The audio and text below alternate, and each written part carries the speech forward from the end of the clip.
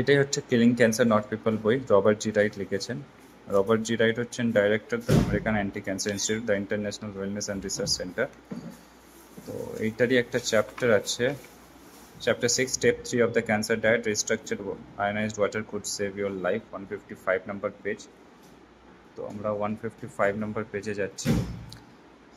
এটা হচ্ছে সেই চ্যাপ্টার 155 নম্বর পেজের, এবং এরই একটা পেজ পরেই, দুটো পেজ পরেই আপনার লেখা আছে 11.5 pH water is an emulsifier and will remove oils and pesticides from fruits and vegetables।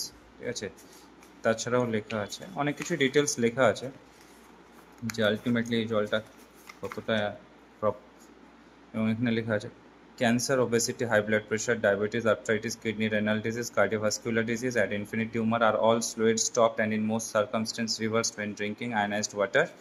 Then lastly, দেখে নেন, if I were looking for an electrolysis unit today, I would choose the SD501 made by the Energic company।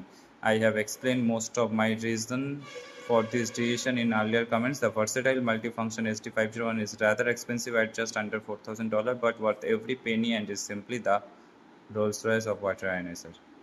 তো বুঝতে পারছেন যে এইটাই দেখানোর ছিল যে ওয়ার্ল্ডের মধ্যে একমাত্র মেশিন যেটা আমাদের কোম্পানিরই মেশিন, ঠিক আছে, যাকে রেকমেন্ড অ্যান্ড রেকগনাইজ করে অল ওভার ওয়ার্ল্ডের ডক্টরসরা।